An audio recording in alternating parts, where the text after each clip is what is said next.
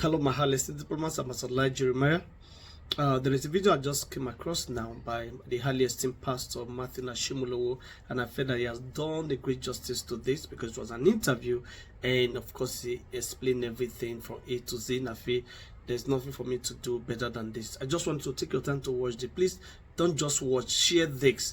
When the enemies are doing their own narratives, let's do the correct one. And if you're a Christian especially, and you're a Nigerian that doesn't believe, that doesn't support this genocide that is ongoing, please share this. Thank you so much. God bless. Spend between 10 and 15 minutes to address it. The dictionary defines genocide as, because I knew you were going to ask, so I got ready for you. The dictionary defines genocide as the deliberate and systematic killing or persecution of a large number of people from a particular national or ethnic group with the aim of destroying that nation or group of people. And with that definition, I'm going to turn my answers to a question or questions to the majority of you who are here today.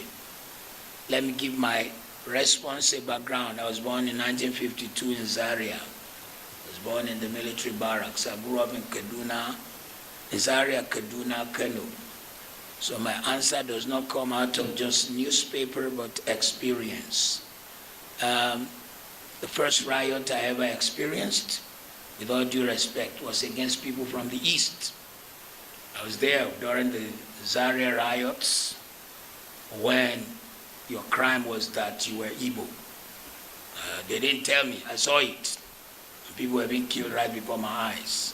My dad was a soldier trying to prevent it.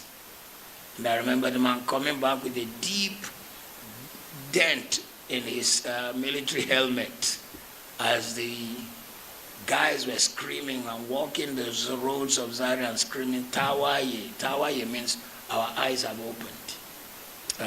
Following the first coup by Kaduna and Zogu, they felt their eyes had opened.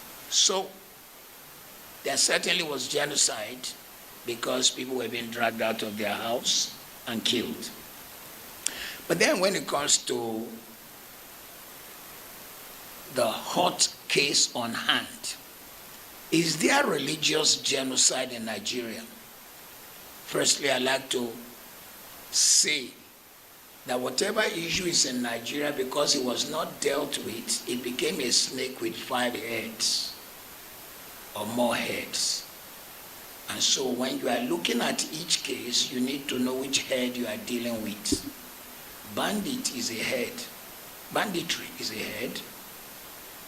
Terrorism is a head. Fulani herdsmen carrying guns and invading people's farm, chasing them out, is another head. The guys who demand money, what did they call them?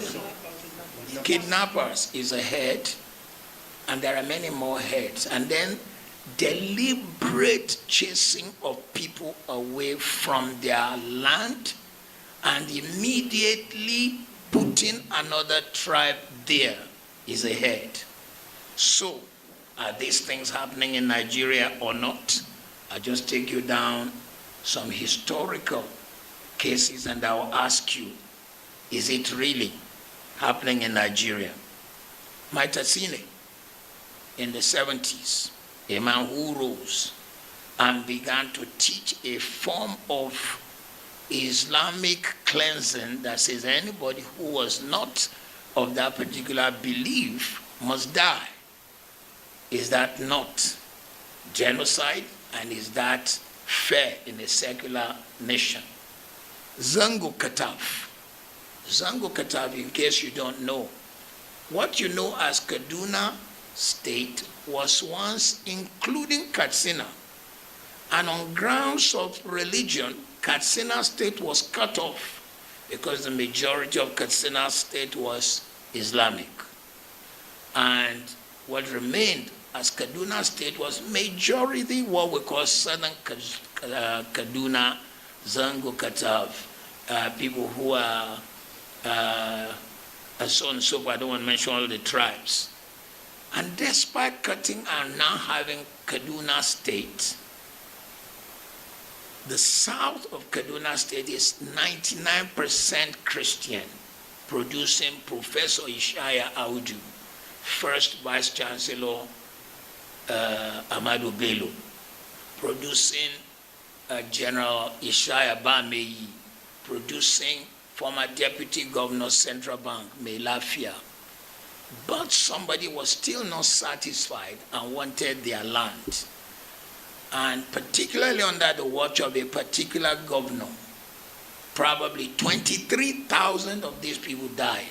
Is it so? Is it not so? And if people of that number died, I mean, Zangu Kata, people were being hacked, cut like animals because you wanted their land and because they didn't follow your religion.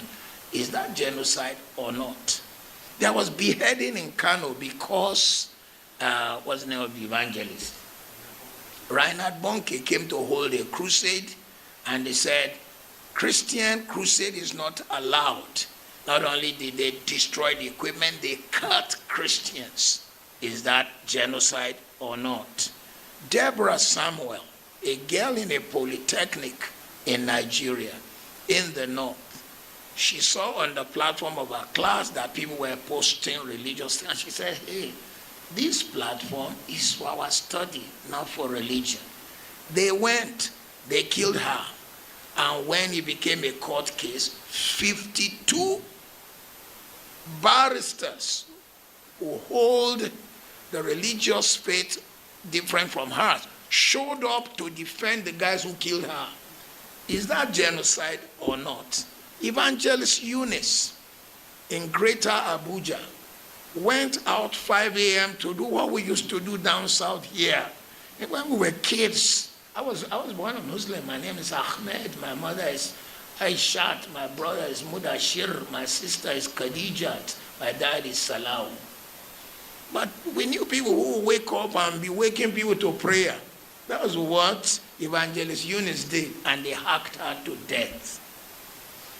And then, if all that is not genocide, and if it is just religious intolerance, what happened when Melafia came out and said, I am from southern Kaduna, and 23,000 of our people died, and actually when we call people who should come and defend them, the military, the police, they don't show. It is after the people are gone that they show.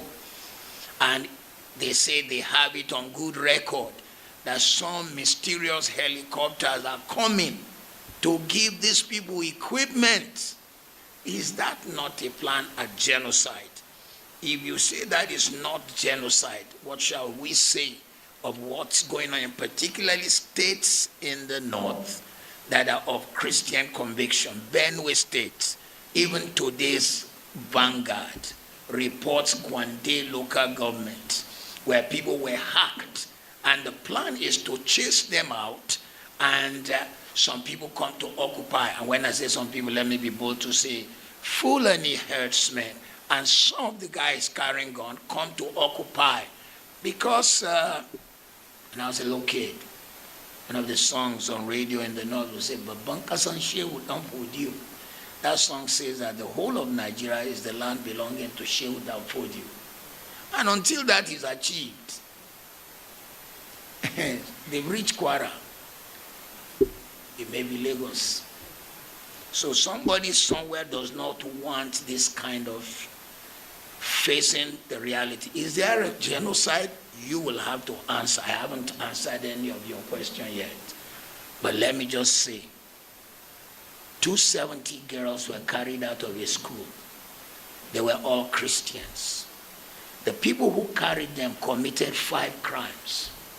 1, child molestation, because Nigeria's criminal law says that if you sleep with anyone under, is he 18? Which is the age of consent, it's a crime. They raped these girls. 2, If you carry a person against their will across border, it's trafficking. I thought we have human trafficking laws. 3, you force these people to change religion.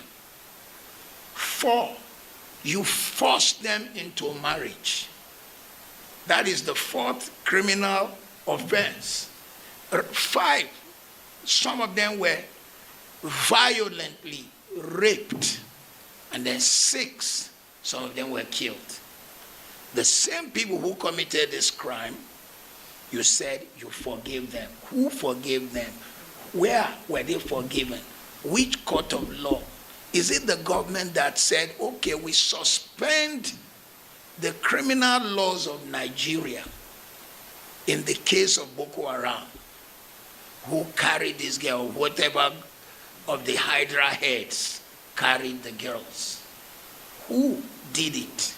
So, if you now say you forgave them, where are they? It is rumored that some of them are now repented and you brought them into the army. How can a man who killed and committed all this crime now qualify to be a defender of the nation? It is rumored that some of them are in the Air Force. How can a man like that defend the Federal Republic of Nigeria? How can we entrust him in the country where I live at the moment, in England? If you touch a child, you know rape and more. You touch a child in an indecent way, you will be in the register of child molesters. And the moment you change local government from one local government to the other, you must go and report yourself as a child molester so you can be on the books of child molesters.